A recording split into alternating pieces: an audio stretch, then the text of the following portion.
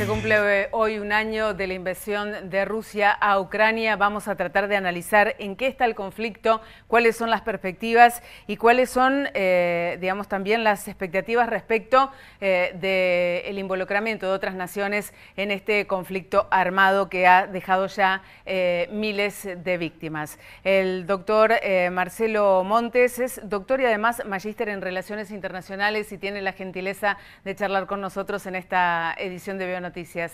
Buenas tardes, Marcelo. Gracias por estos minutos. ¿Cómo está?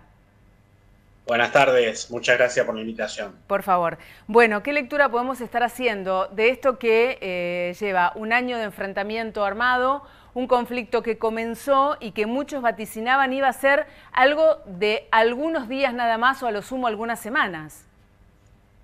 Sí, eso era según las hipótesis que marcaban una gran superioridad militar rusa sobre Sí. Ucrania, pero esto no fue así porque evidentemente Ucrania ha recibido mucho apoyo encubierto y ahora explícito de la OTAN, lo cual le ha permitido equiparar la relación militar con Rusia. Y además Rusia se ha concentrado básicamente en el sudeste, es decir, ha cambiado en lo que era la estrategia inicial de bombardear todo el país y básicamente hoy está el conflicto centrado justamente en la defensa del sudeste, en la defensa por parte de Ucrania del sudeste y en la ocupación o recuperación por parte de Rusia de esa región de Ucrania.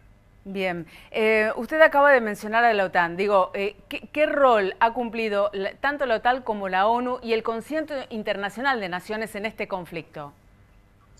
Bueno, yo diría que la OTAN, sin ascribir, por supuesto, la posición rusa, que ha sido muy firme en este sentido, yo diría que la OTAN es en gran medida la responsable del conflicto porque la ampliación de la OTAN hacia lo que podría llamarse el corazón cultural eslavo, básicamente Ucrania, Georgia, Bielorrusia, ha sido percibido por Rusia como una verdadera amenaza a su integridad territorial. Y esto es lo que ha detonado el conflicto en gran medida. No obstante que la OTAN, por supuesto, se defiende diciendo que no es su intención agredir a Rusia, pero bueno, aquí juega justamente la percepción rusa, ¿no? Rusia es la que se siente agredida y por eso ataca.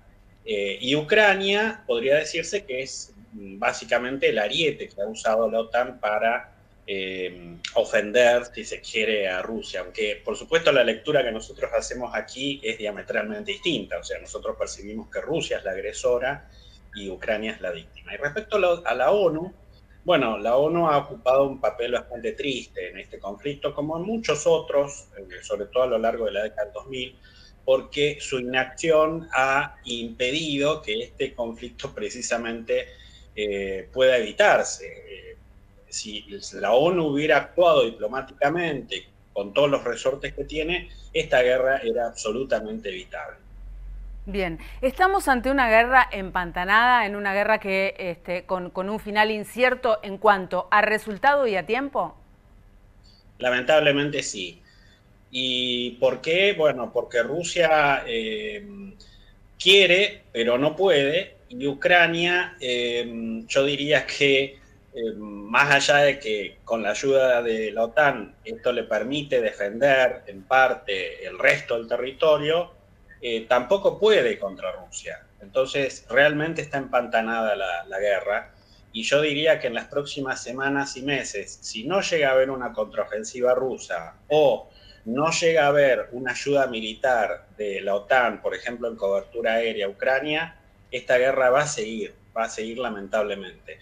Y el mayor peligro no es que la guerra siga, sino que se extienda a terceros países. Es Claro. decir, yo veo mucha preocupación el papel de China, la agresión de Estados Unidos para con China en relación a Taiwán y demás. Entonces hay que prestar mucha atención a que esta guerra no se transforme, por un lado, en una guerra nuclear, lo cual afectaría obviamente a Europa, y por el otro lado, que no se extienda a terceros países, a otras regiones del mundo.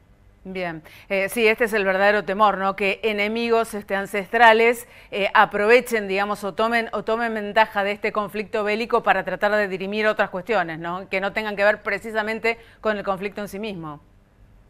Claro, porque están en juego las interpretaciones, lamentablemente, las percepciones, como decíamos antes, no solo los intereses nacionales afectados. Si un país o una cultura como estas que tú mencionabas, son culturas milenarias, están acostumbradas a la guerra. La cultura rusa es una cultura absolutamente acostumbrada a la guerra. Ha tenido, por ejemplo, 13 guerras con Turquía. Bueno, para no hablar de los países europeos, ¿no? Han sido siempre muy traumáticas las relaciones con Rusia a lo largo de la historia. Bueno, si estas culturas perciben que son agredidas o son pretendidas de invadir, bueno, obviamente responden. Y lamentablemente las respuestas son a través de los instrumentos militares. Bien, estábamos hablando recién de una guerra empantanada. ¿Tendrá un claro vencedor esta guerra? La única posibilidad que yo veo que pueda haber algún vencedor es la opción rusa, digamos, pero tampoco sería un triunfo como para festejar del lado ruso, porque todos sabemos que la OTAN pone mucho en juego aquí, es decir, tampoco se la va a hacer fácil a Rusia. Y del lado ucraniano habrá que ver cómo queda Ucrania, porque puede quedar partida en dos.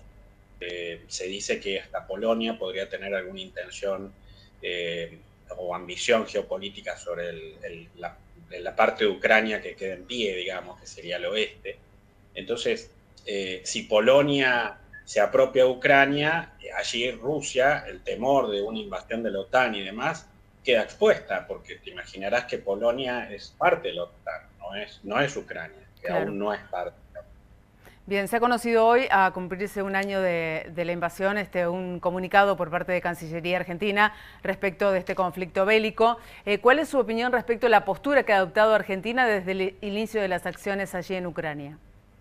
Argentina tiene que respetar su tradición diplomática a lo largo de toda su historia, que es la de mantenerse neutral frente a este tipo de conflictos. No tiene nada que jugar en una región del mundo geopolíticamente ajena a nuestros intereses.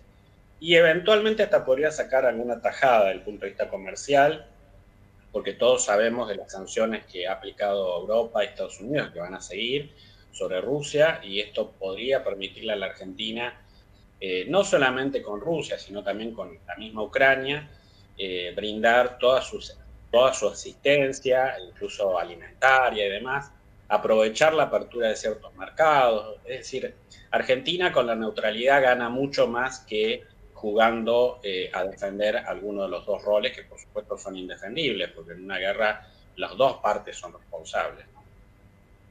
Le agradecemos muchísimo la gentileza de atendernos estos minutos y de haber analizado esta cuestión para nosotros. No, gracias a ustedes, y para mí es un gusto porque yo soy santafesino de origen, aunque mucha gente lo desconoce, así que bueno, fue muy grato colaborar con ustedes. Muchas gracias y será hasta la próxima.